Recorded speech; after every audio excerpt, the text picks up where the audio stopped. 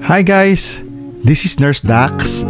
The topic is all about maling pagtitipid at maling paggastos. Okay, I'm a victim of that. Aminado ako dyan, lalo na nung pagdating dito sa US. I'll give you an example, yung maling pagtitipid. Sinasabi nila, ang mga nurses dito sa US, lakas kumita ng pera. Pero kasi kung titignan mo, USD rin yung gastos mo, so break even lang din. May sobra ka pero onte. Pero savings mo na yun kung titignan mo. Anyway, back to the topic.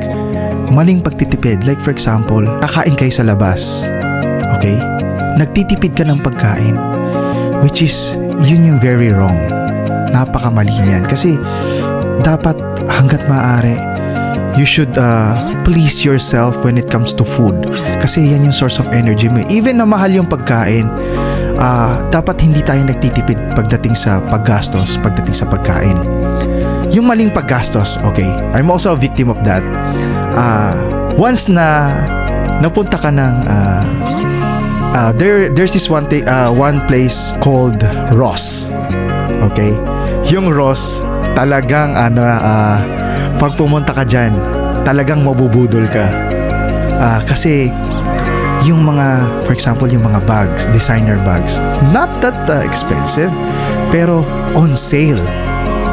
So, hindi mo naman siya kailangan, mapipilitan kang bilhin. So, hindi ka naman sabihin mapipilitan ka, pero mapapaisip ka na bilhin.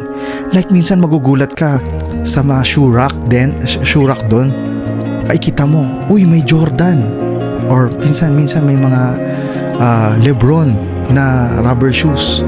Or ibang klase, mga branded na slippers, na shoes. Mga gadget, nandun, branded. Pero, magugulat ka, bakit on sale? Tapos, mapipilitan ka talagang bumili.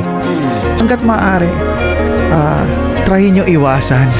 Lalo na pag napunta na kayo dito sa US. Kung ano yung mga kailangan nyo lang, yun lang yung bilhin ninyo.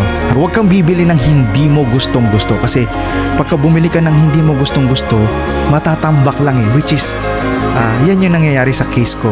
In my experience, bumili ako ng rubber shoes, bumili ako ng ganito, ng ganyan. Hindi naman kailangan. So yun yung mga maling paggastos. Kaya sana, na-share ko to sa inyo as an awareness na meron talagang dapat yung tamang paggastos at saka maling pagtitipid. Yan lang. Thank you.